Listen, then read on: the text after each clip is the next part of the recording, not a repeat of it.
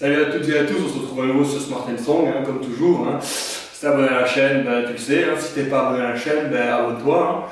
Mais du coup, on se retrouve aujourd'hui pour parler d'un sujet que j'avais envie de discuter. Je sais que c'est une vidéo assez courte, hein, si tu n'auras pas envie de skip et d'aller faire autre chose. Donc aujourd'hui, on parle de grip.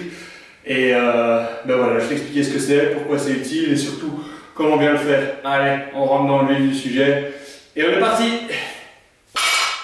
Alors pour ceux qui ne sauraient pas ce que c'est que le grip c'est une manière d'attraper la barre avec tes deux mains du même côté. Du coup on a ce qu'on appelle une prise en double overhand. Et le grip du coup, ce qu'il va venir faire, c'est bloquer ton pouce entre la barre et tes autres doigts. Alors c'est une manière de faire qui souvent va éviter qu'on ait recours à une prise en mix grip. Prise en mix grip qui peut se révéler assez traumatisante pour le biceps. Combien de fois on n'a pas vu des compétiteurs s'arracher un biceps, donc c'est pas hyper cool. Du coup je vais te montrer comment ça se passe, je vais faire une petite vidéo que tu verras là. Pourquoi utiliser le grip? Alors le grip c'est très simple, ça va permettre d'avoir la barre un peu plus bas dans la main. Ce que beaucoup d'athlètes ne font pas quand ils prennent le grip, ils essaient de serrer beaucoup trop fort la barre et du coup la barre ne réside pas un peu plus bas dans la main, ce qui ne leur donne pas vraiment l'avantage. On peut gagner j'imagine jusqu'à 1 cm ou 1 cm et demi en fonction de certains individus, ce qui n'est pas négligeable quand on fait du deadlift. Donc ça réduit le range of motion. Et puis par exemple en haltéro, ça a aussi le gros avantage de permettre d'utiliser un peu plus la force des jambes et des hanches. Et du coup on a remarqué avec certaines études, que les athlètes étaient capables de développer plus de puissance lors du mouvement d'un power clean, ce qui sera aussi le cas lors d'un clean.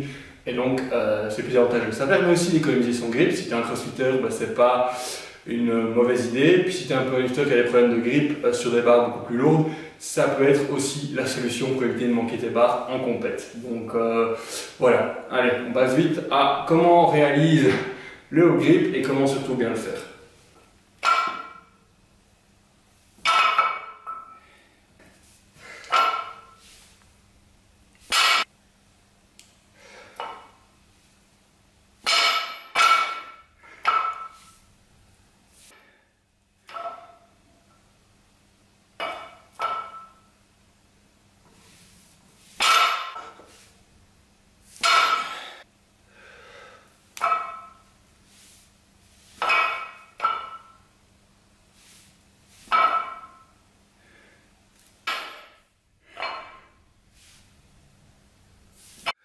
Donc lorsque tu fais du grip, veille à surtout ne pas serrer beaucoup trop ta barre. Essaye de la relâcher, de laisser glisser la barre, de venir écraser ton pouce et voilà. Alors oui, c'est pas très agréable, ça peut être très douloureux au début, mais on s'y fait très vite. Pour moi, c'est un peu, comme en haltérophilie, c'est un passage obligatoire d'apprendre le grip, notamment pour pouvoir se servir beaucoup mieux de ses forces et de ses hanches. Puis ça permet d'avoir les bras beaucoup plus détendus et donc de ne pas avoir ce qu'on appelle un early arm bend, qui peut être assez embêtant pour la transmission de puissance des jambes vers le haut du corps et également qui pourrait se révéler embêtant pour le biceps à force d'être en tension, à la limite le brachial.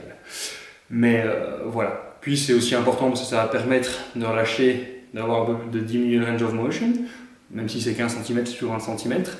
Et enfin, surtout, plus tu vas serrer, plus tu risques d'avoir de frottement au niveau de la commissure pouce-index. Et donc c'est souvent là que les gens s'arrachent la peau ou vont même jusqu'à vraiment se déchirer l'épiderme, voire le derme, et donc ça les laisse vraiment dans la capacité d'effectuer des deadlifts lourds.